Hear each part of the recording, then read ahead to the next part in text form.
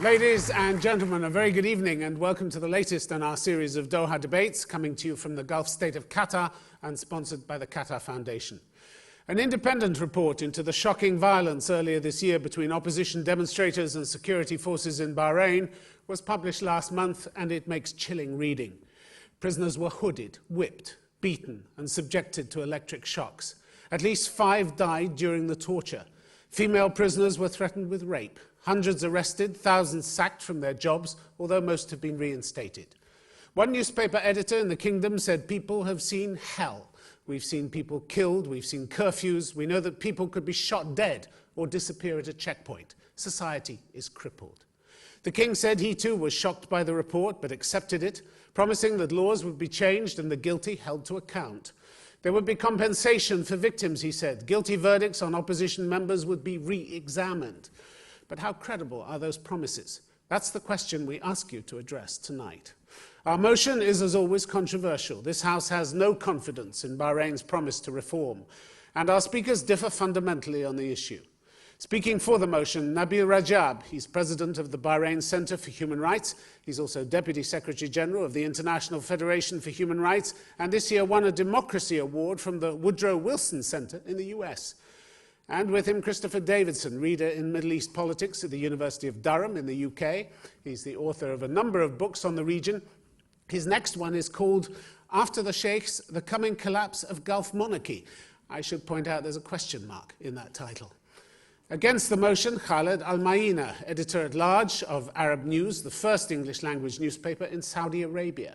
He travels and speaks widely and is a regular contributor to regional and international publications. And Abdullah Al-Darazi, he's a lecturer at the University of Bahrain College of Arts and a member of the Bahrain Human Rights Society. He was recently appointed to the government commission tasked with responding to last month's report into the violence. Ladies and gentlemen, that's our panel.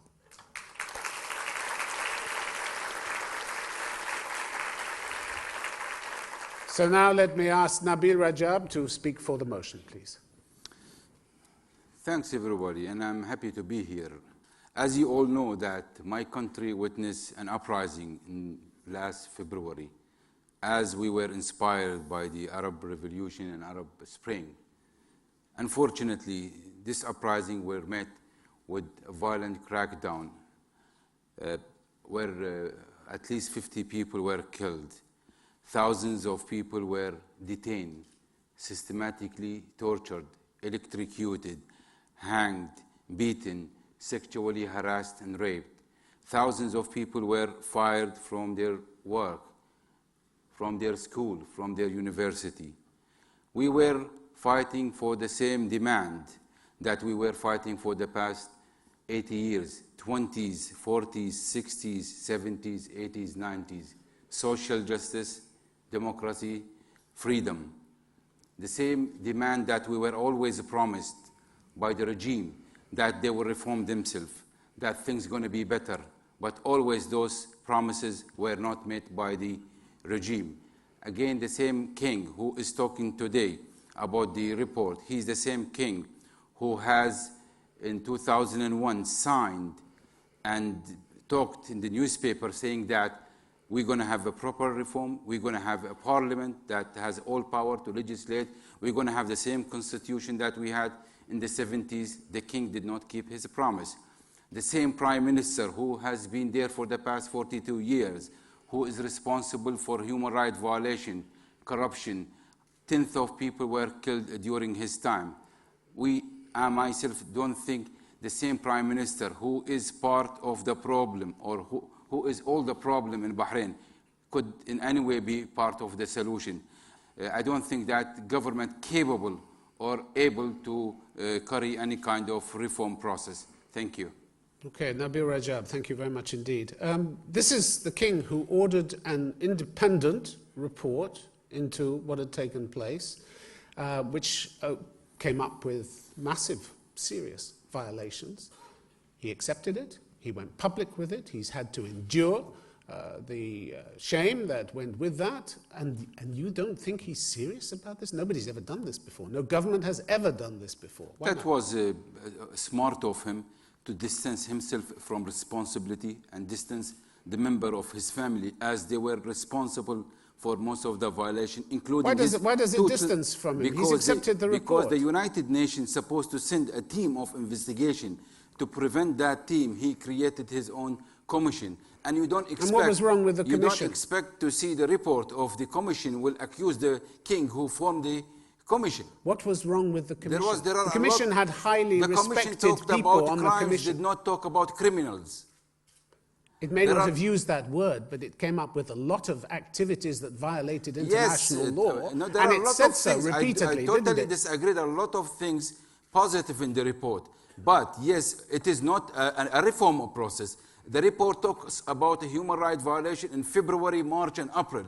So this cannot be in any way a reform process, number one. Number two, there was supposed to be a human rights team coming to investigate in Bahrain. And with the request of my government, they stopped that team Nabil Rajab, it uncovered serious systemic failures. It didn't just talk about the violence, it talked about the courts, it talked about the press, it talked about the way laws were used and abused, according to the commission. You don't think the king is serious after doing that?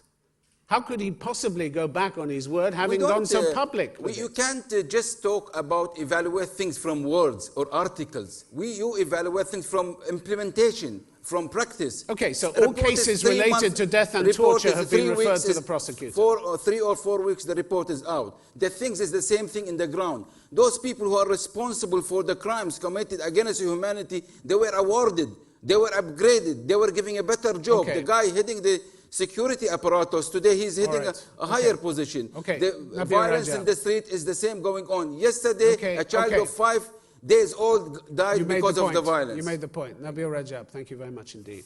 Now could I ask, please, Khaled Al-Maina to speak against the motion, please. Well, I think while we all agree that what happened in Bahrain was extremely sad and unfortunate and bloody, and it should never have happened, the reason I think there will be reforms is because the focus of the world is now on the Arab world. Forget the Arab Spring on the side, but also the focus on the GCC countries.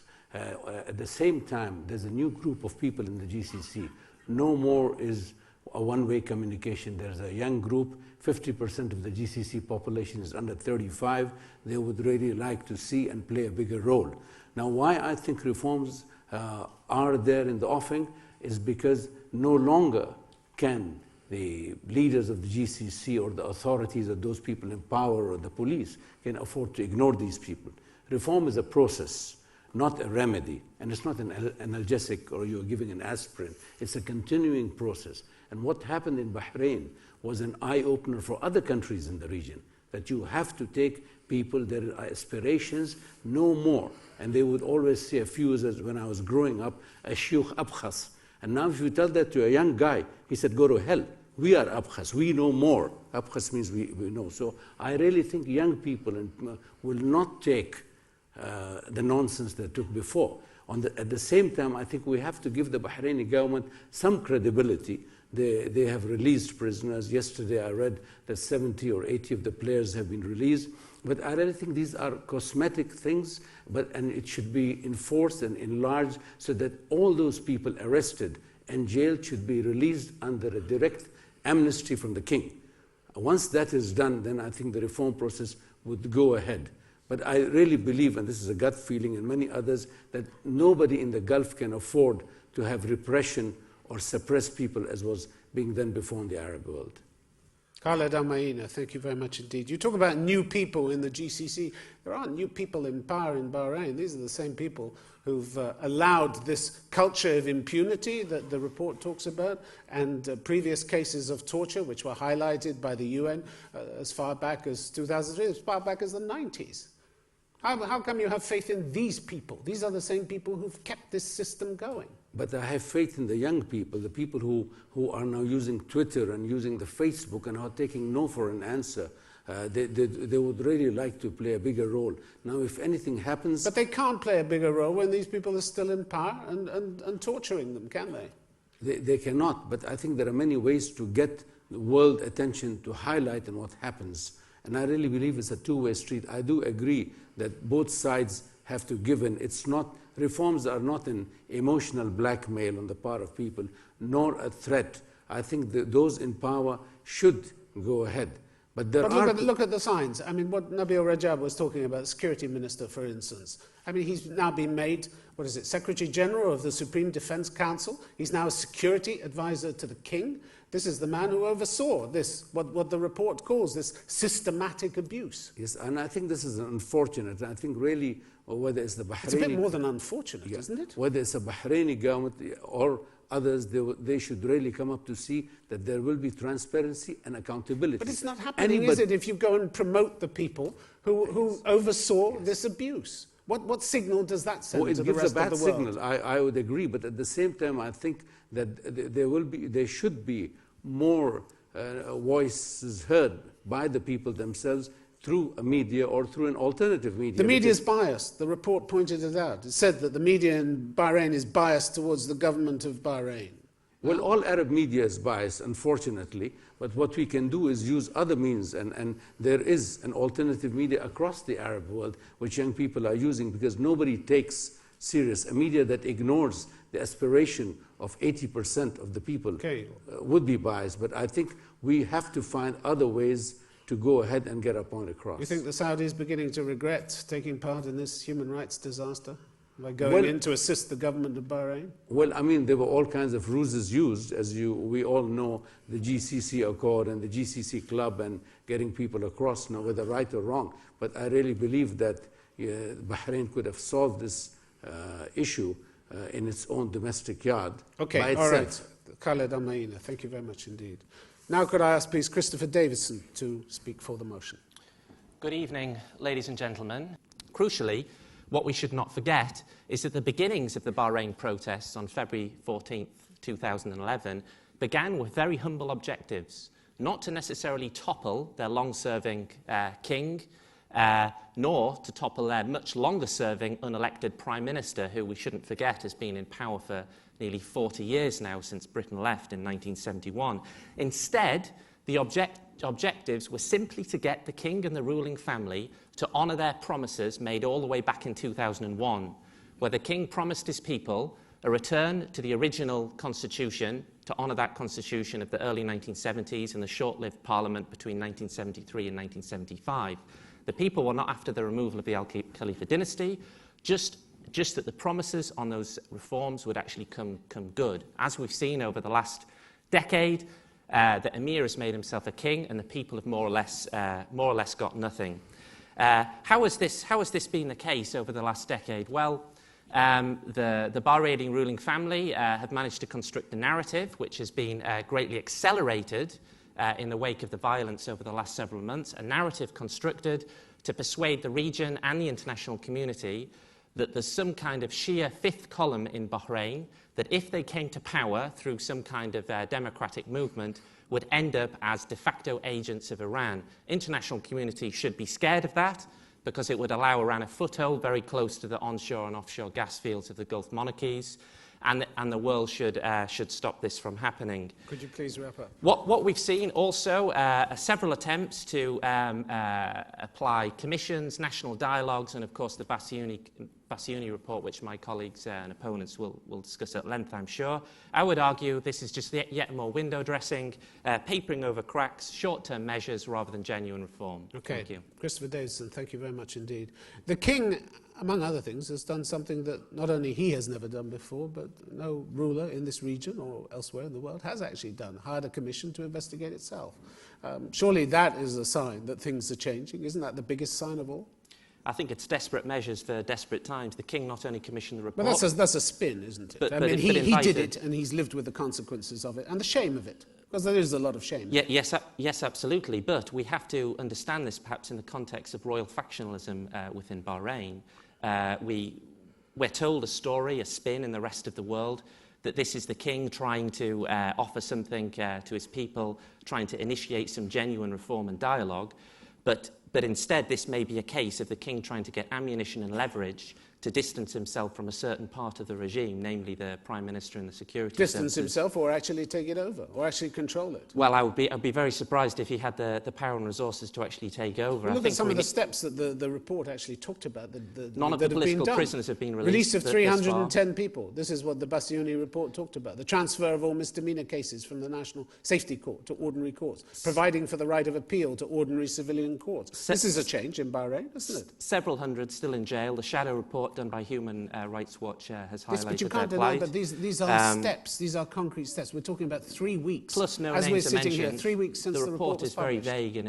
very vague in its findings, talking about the security establishment in extremely vague terms, which allows the king and the regime to very carefully distance themselves from actually removing key people. It Instead, what we've seen over the past few cases, days, actually, doesn't it? the individual cases, if we look what's happened to them, we find people have moved sideways or retired with generous packages that they've been So you promised. blame the report with highly respectable international figures on it? I regard the report including as a former special rapporteur for torture? I regard it as a very damp squib.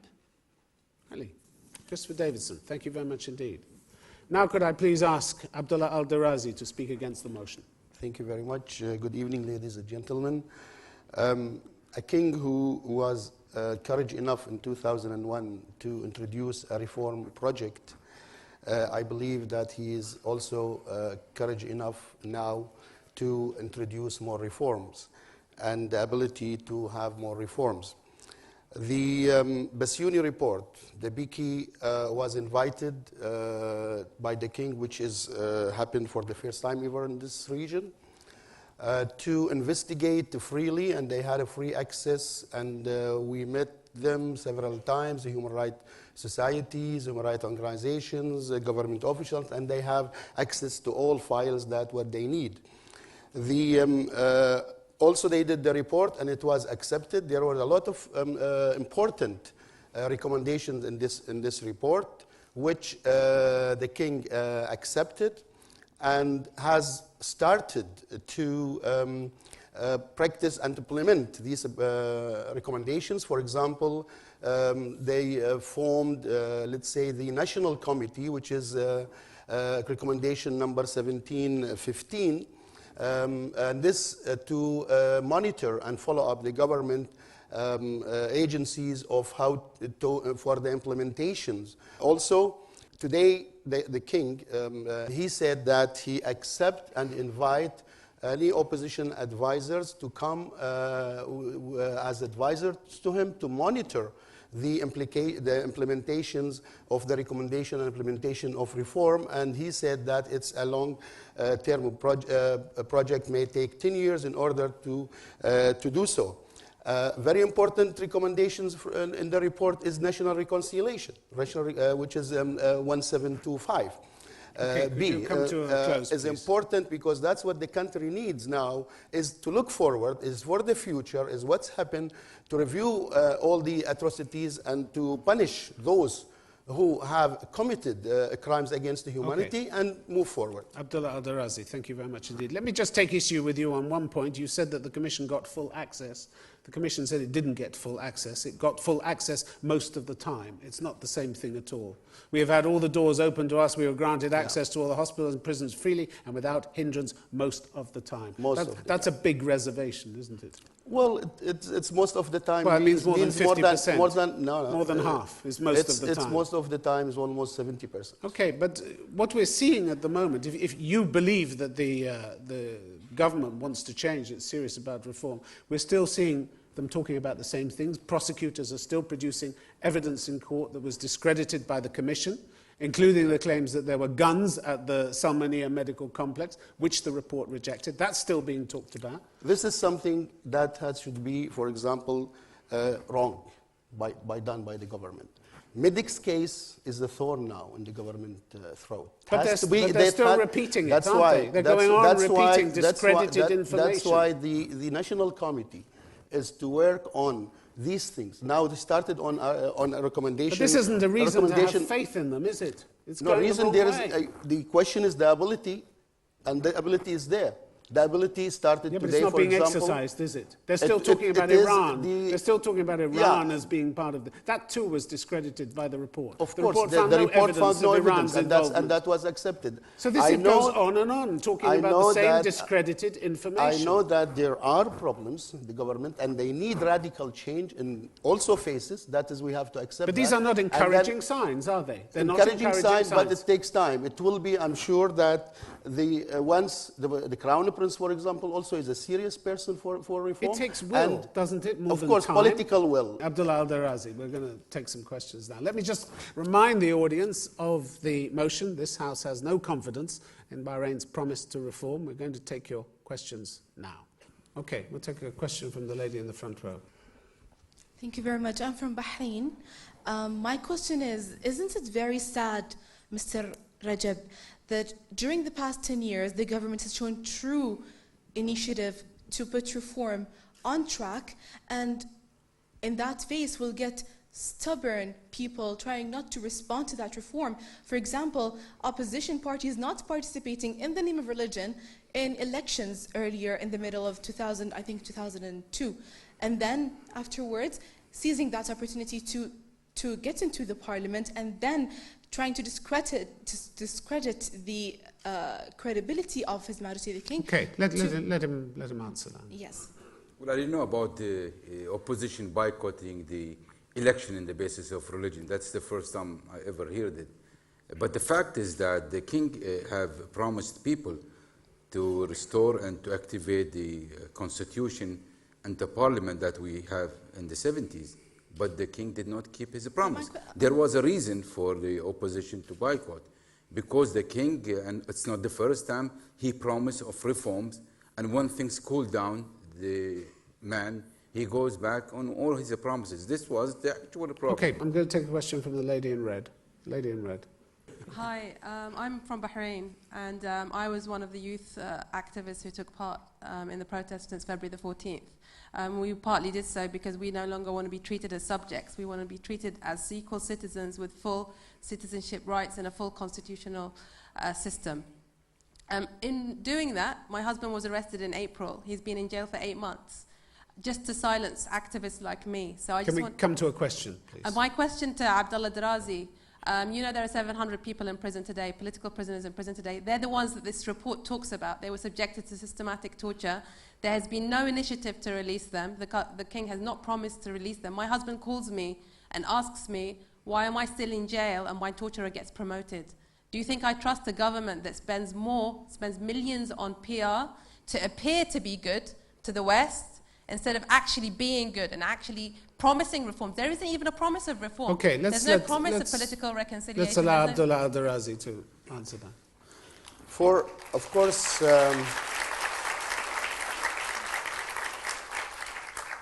Of course, holding people in prison and torture, nobody accepts that at all. That's a principle. The report has pointed out... How can you trust a government that does that? Can I finish my answer, please? Please, let him speak. Can I finish my answer? Let him speak. Nobody, a human being, will accept any mistreatment for what happened for those prisoners. Now, do we want to go forward for a better future for all Bahrainis? Or are we going to, to just talk and talk and talk? We have to take actions. If we want to take actions, we have to look at experiences in the world. South Africa, for example. South Africa has applied let's just stay with Bahrain, shall we? Let's just stay Morocco, with Bahrain. Chile, Argentina, all other places. Spring. Now, let me finish. Okay, let me finish. So, for example, I am with dropping all the charges. The government should really drop all the charges, should release all prisoners without discrimination, should reinstate everybody who lost their jobs. Not just reinstated, to go back to their original job. Do any of the things that you've said convince you? No, of course not, because there are more promises, there are more should. Where's the action? Why doesn't he open the jails? We're living off a stroke of a pen of the king. We have to decide whether he wakes up and decides to release everyone in prison, or he goes to bed deciding, well, not today, maybe tomorrow. I don't want to live off off the whim of a king that just decides to jail people, to torture people. And then what does he do? He promises more commissions to look into this, which you're participating in, instead of actually doing the action. Okay, all right. There is no excuse for not doing any of this stuff. Do you want the country to go forward or backward? No, she wants people released from jail. That's what I want. I want to myself. So why isn't it happening? You have faith in the king. I'm sure it will happen. I'm sure it will happen soon. When? That's the promise. Because of the committee now, National Committee, it has been working on that. We started with a recommendation related to the restated of the people back to their work, and this will be done within 10 days. So you're promising me my husband will be out of jail in a week? I'm not. He's been sentenced to 3 years in a military court. I said that there is serious reforms coming. There are serious people. That the people of there Bahrain are serious do not know. people who are in the government who wants to change, who wants to go forward for the country, to have a better Bahrain of before 14 February. Okay, all right. And this we need support from all of us. We've heard that point. I'm going to take a question from the gentleman at the back over there. Yes, you. Yeah. Hi, I'm a South African journalist based in Qatar. And we've heard reports allegations rather, that even if Bahrain wanted to reform, Saudi Arabia would not allow it to happen. Any response? Khaled Al-Maina, straight to your door. Well, tomorrow if the lights go out in London, they will blame Saudi Arabia. But in that, I think this overhype of the Saudis interfering, I think by saying that you demean the government of Bahrain and the King of Bahrain and others. I mean, Bahrain is not a puppet. It has been in the forefront. It is a very active country. I doubt that, because the Saudis themselves are reforming. If you see the last 5-6 years, the Saudi Arabia I knew 10 years ago is totally changed, with women coming in and all. I'm not saying that it's going with the speed that I would like to for it to go, or with other young people. What's changed in Saudi Arabia? Well, in the sense that there has been a great focus on the women's issues. The women now are going to go into parliament in the next session. They still can't drive. Another good question, and Not that I want to go on about driving. No, but this is, again, a campaign that should be decided by the women, and there are people who would really like to go ahead. Some of them have been detained for a few days because they drove. But I think a lot of these root causes can be really, the solution lies with the people themselves. But I do believe that there has been some change. Nabil Rajab, you want to come in here? I think one of the most dangerous things in the Arab Spring or Arab Revolution are the Saudis now. They're revolting back, and they're fighting all the revolution, all the movement, all the democratic movement. I think you, as a youth movement around the Arab Spring, you have to be aware of that. They are either fighting the revolution or hijacking the revolution, as I could see indication right now in Egypt. Well, even the Saudis believe there can be no stability if the majority is dissatisfied.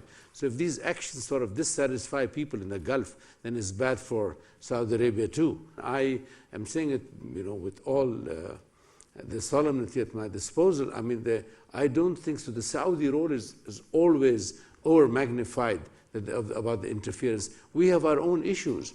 We have 3 or 4 major issues: youth, the environment, population, women's issues. I doubt that there are people sitting and plotting and taking a pen and saying, today we do this in Bahrain, tomorrow we go to the UAE. The report didn't find any evidence of Saudi involvement in the abuses, did it? I mean, the fact that people fighting for democracy and social justice, and you go and invite other army to come in, whether they were involved directly or indirectly, it's a shame that you send your troops to fight a peaceful protest. People have no arm, people have even no knife. That itself, it's something that is going to be in the history, black spot in the history of the GCC forces headed by the Saudis. But Nabil, it was not the Saudis who invited, it was the whole GCC union. The Saudis and the Emiratis. Well, I mean, now you added one more, you can add a third. Yes, but it was not the Saudis. As I said, believe you me, and I know that there are no people plotting and saying today we do this in Bahrain or tomorrow we do that. How do you know? So the GCC forces made not to go interfere in internal politics of any country, but to defend the external threat. And there was no single external threat in Bahrain. And now Mr. Bassiouni said that there was no threat from Iran as they try to present it. And as we've been victims of saying Iran, Bahrain, Iran, Shias, Iran, Bahrain, they've been playing with this card for many, many years. And we are paying the price. So there was no external threat. There was no reason for the Saudi to come to Bahrain and to take part in the crackdown and killing the people. But let me put it this way. The other GCC countries would have flatly refused. As they have, the UAE has not joined the economic union. The Omanis don't want a unified currency. So they could have said, look, Mr. Saudis, we don't want to go in with you. You go ahead. They could have said that. Okay, Christopher Davidson. Well, I think with regards to the Saudi angle, Saudi Arabia is fast becoming the major counter-revolutionary force in the region. It's still a country with subsidies and some regional clout. I think Bahrain and elsewhere in the Gulf, where there have been protests and riots, Oman, for example, where there's been a Saudi aid rescue package, represent a real existential threat to Gulf monarchy. Saudi Arabia, United Arab Emirates to some extent, want to portray the Arab Spring as something connected to Arab Republic authoritarianism and something that for some reason cannot take root in a traditional monarchy. Bahrain, of course, is a traditional monarchy where the ruling family look and speak the same as the other Gulf monarchs, but of course it's now a resource-rich one. So a collapse of monarchy in Bahrain, I would argue, would seemingly break the spell or the illusion of invincibility of Gulf monarchy in the region. Okay, gentleman in the front row, we'll take a question from you, please. Hello, I'm from Qatar, and my question for Mr. Abdullah. So first, you exhibited your disagreement with the violation and the abuse of the protesters. And then you went on about how the government made promises and to reform. And my question is, don't you think that before the government makes these promises, don't you think that they should start by stopping these violations?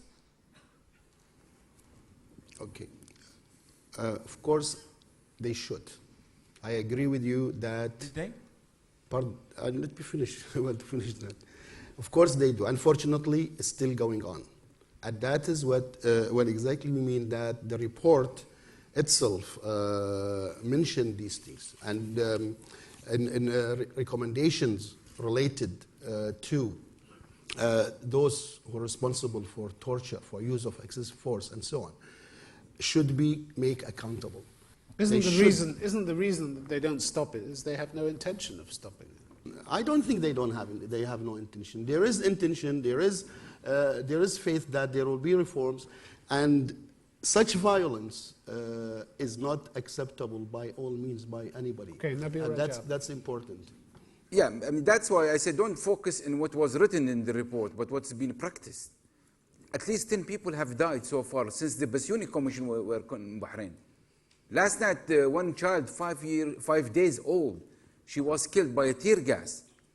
I was speaking in seminar 2 nights ago in Bahrain, and later half an hour my house were fired with tear gas. I'm urging you to go to YouTube and see how my house is being targeted. The problem is that, as the colleague said, yes, there are members of ruling family committing crimes. This is the problem. Okay, gentleman up there, you sir, in the red, in the pullover. Hi, I'm from Saudi Arabia, living in Bahrain. And my question is for Mr. Nabil Rajab. I just want to know what exactly is it that the opposition wants at this point? Because I walk out of my house and I see protesters yelling, death to Al-Khalifa, down with Al-Khalifa. And I walk into the street and I see them throwing burning tires and oil in the street and all of this commotion. I do see violence. You say violence doesn't exist. I see violence all the time on the side of the protesters. Okay, you made the point. Let him answer that. I wouldn't say, you don't take my opinion, but take opinion of all international human rights organizations who talked about the revolution and said it's the most violence. I think 14th of February, people came out revolting. They were not trying to overthrow the regime.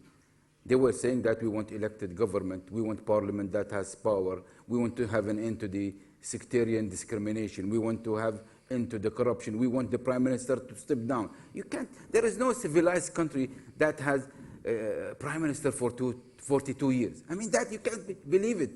How can you reform When you cannot remove the prime minister and have another one, how can you reform? This is what I'm saying. And this is a very legitimate right people fighting for, guaranteed by all international conventions. There is nothing strange. People are calling for the same thing most of you have in your own country: freedom, liberty, social justice, democracy, our right to fight, and our right to have democracy, and our right to live in justice. Okay. That's all what we want. Abdullah Nothing else. Al-Darazi, do you want to comment on this? Well, you know, nobody is with violence when it comes from any person, or from either from the side of the protesters or from the side of the police. And if protesters have, you know, always, and I experienced with you personally and so on, most of the time they are peaceful. Nabil Rajab raises a specific point about the Prime Minister, 42 years. This doesn't happen, he says, in a civilized country. Should the Prime Minister go? Is this what you'll recommend? I believe yes. He should go. I believe yes. I believe it's the time that the people should have, if there are serious reforms going on, if there is a serious reform for the future, there should be an appointed government. And has the king got the will and the power to dismiss him? You can ask him himself. What do you think? I'm asking you. You're on the commission. What do you think? He can. Well, I think there is a possibility. There is a possibility that this may happen, and I think for future change, that doesn't sound for a very future certain, of does it? Bahrain, for a future for better, it may happen. You don't sound very certain of it. Do you want to come back on what you heard from Nabil Rajab about I just wanted what the to add- opposition wants? Yeah, I just want to add that, so they have started somewhere. I mean, the government has started. There has been the opportunity for national dialogue, which many of the protesters, I think, of the political parties have rejected. And then there was, in the commission, we've seen that there have been funds for repairing the damage that was caused. There is a committee working on rebuilding the places of worship. There are currently 6 cases in which police officers are being prosecuted after what's being happened. So there are changes. Okay, It is Chris happening. Davidson. Let's bring Chris Davidson in on Yeah, this. just 2 quick points. I mean, as I mentioned at the beginning, we have to ask ourselves why the protesters are now saying down with Khalifa. The protests back in February didn't start like that. They started as genuine efforts to try and get already promised reforms being enacted that were a decade late. So we have to ask ourselves why the protesters have gotten as far as this, and clearly it's the repression, it's the collective punishment of Shia, it's the destruction of Shia mosques as outlined in the Basuni report, etc. The other thing I think we need to be a little careful about, the opposition in particular, is that if the Prime Minister is removed now after 40 years, that alone cannot be regarded as a victory. That could well be the regime's face-saving mechanism. We've seen this in Kuwait with the dismissal of, well, the preemptive dismissal of Sheikh Nasser recently, perhaps even in Egypt as well, for Mubarak's removal in the face of a military junta. So we have to be very careful as viewing the removal of one man as being the end of a particular regime. Who has a question for this side? Gentleman in the front row. Your question is for these side, against the motion. I'm from Bahrain. Question for Drazi. Question, it seems like we have 2 governments in Bahrain. Here we have a report condemning the government and have specific actions to be taken. It's been a few weeks, nothing has been done. Yes, there are a few things that have been done, which is good. I'm not arguing that. On the second point, if we walk in the streets today, and I'm reading, I'm seeing online, there's a lot of activities. The same activities from the government and also from the other side are happening in the street today. So who's ruling? Who's in charge here? That's the question. Who's in charge? I think the king is in charge. I don't think so. I think the king is in charge. People, And the crown prince is in charge. And your evidence for saying that is what? My evidence is he's the head of a state. As I said earlier, I mean, there are in any government, in any political party, in any royal family, there are people who differ. What I said is the most important thing is that we have to have a lawful state. That no discrimination, that's the future. Everybody is equal, either comes from your family, royal family, or comes from an ordinary person, or from the layman from the street. They should have, in front of the law, they should be the same. There is no discrimination. Let him come back. Okay. I totally agree with you on that. I mean, we all believe in that. What I also see, we have a commission on your table right now that needs to be addressed. Action needs to be taken. So her husband and everyone else. Okay, believe it or not, there's people in this room were fired. One of the I was fired for 8 months. You were fired too, as far as I know. We need to take actions. I lost my job for 8 months as a lecturer at the University of Bahrain because the Secretary General for Human Rights, because participating because of your voice. And going to the appeal square, and so on. So do I have to cry, sit and cry? Do I have to sit and say, this will never happen, this is always bad, or do I have to go and fight forward? I want to ask the question of whether the water is spilled. Just a question that you raised about living in a lawful state. Do you live in a lawful state in Bahrain? No. No. At the moment, no. I agree with you. No, let's be realistic. At the moment? Since 2001, no. There's a lot of talks left and right. In reality, the crises have shown that we never lived, and we definitely never lived in the last 10 months or so, and God knows how long it's going to take. What would convince you that the government is serious about reforming? Take what we have in the report today, take these actions, the recommendations, as of tomorrow, okay? And then I think the opposition and everyone else will sit down and listen. So some indications that the government is, at least towards, they have the intention to take actions. What we're seeing today, we have a report, a lot of talks, we have a committee that you're part of, but we also see a lot of actions, maternity industry hitting people. Khaled Al-Maini, let me bring you in here. A government has to earn trust, doesn't it? It's got to work hard to earn that trust because of what happened in the past. So you don't think it's earned it yet, do you? It's not earned it because the journey hasn't even commenced with this report. And as the gentleman said, I mean, they have to start implementing. Enough talk is going on. And some of the people clap when something is said against Nabil.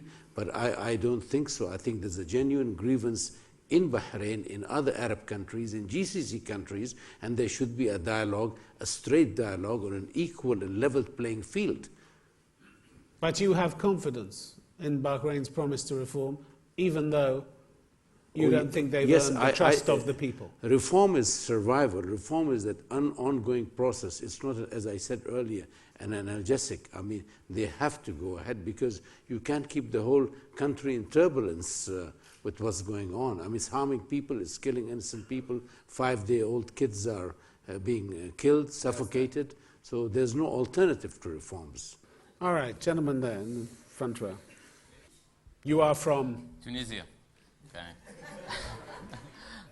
At last. My question to the honorable gentleman on the proposition side is, first, within the context of the Arab Spring uprisings and the overthrow of the dictators one after the other, time has been a very crucial factor. There is a time in this conjuncture where the leader has to grab the moment, and if he misses that, he's done. According to you, how much time does the Bahraini king enjoy, and do you think he has already run out of time and that his days are just counted? Well, I think in the case of Bahrain, the king has demonstrated remarkable resilience. He's used a range of measures over the last several months, which are unprecedented in the Gulf, including inviting foreign troops onto your soil, having an independent commission into human rights, etc. I still see this as crack-covering reforms to buy more time. What makes Bahrain so different? Not only that it's taken these measures, it's managed to identify that moment and survive the crucial one back in March, but also that its geopolitical situation, surrounded by other Gulf monarchies that do not want to let it fall, plus, of course, its proximity to Iran and some of the major oil fields mean we're not going to get the same kind of international condemnation of the Bahraini regime anytime soon, nor the same pressure to intervene, impose sanctions, etc., no matter what the Bahraini regime actually does. Okay. And as we've discussed at length, the per capita violence in Bahrain is probably much higher than in Tunisia, Egypt, etc. Okay, Khaled Al-Maini, how long does the king have?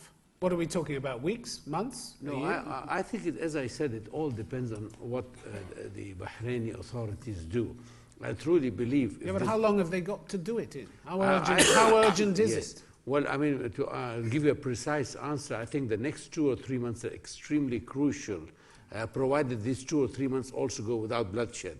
So it's important the next 2 or 3 months, the implementation of this commission, the dialogue, and on the other side also the opposition will come and sit with them. Okay, question you wanted to rephrase my question is, what drastic measures does the king has to take fundamentally in order to save his crown? Abdul Razi. We have a good king. We trust the king. We trust the crown prince. We believe that he will do a lot of reforms. Nobody, the majority of the opposition, they don't call for the topple of the king at the moment.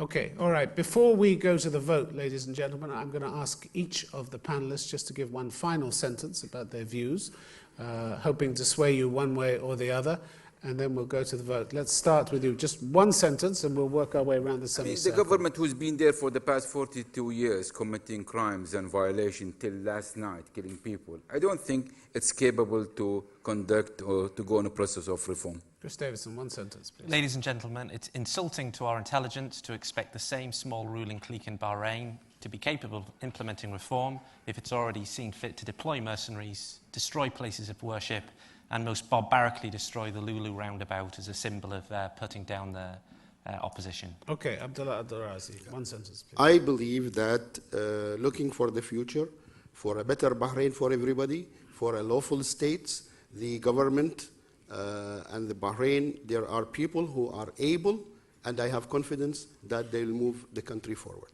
Khaled Amain. Well, I think the events of this year was a clarion call for the government to shape up and try to do reforms and get on and have a dialogue, because, as I said, there is absolutely no alternative to reform and people participation. Okay, all right. Ladies and gentlemen, we're now going to vote on the motion that this House has no confidence in Bahrain's promise to reform. Let me just explain to you how the voting machines work. If you want to vote for the motion, that is the side represented by those on my right, you're going to need to press button 1. If you want to vote against the motion, the side represented by those on my left, it's button 2. Whichever button you want to press, please do it now. All right, there's the result. 78% for the motion, 22% against. The motion has been resoundingly carried. All it remains for me to do is to thank our distinguished panelists. Thank you very much for coming tonight. Thank you to you, the audience. The Doha debates will be back again in a month's time. Till then, from all of us on the team, have a safe journey home. Good night. Thanks for coming. Good night.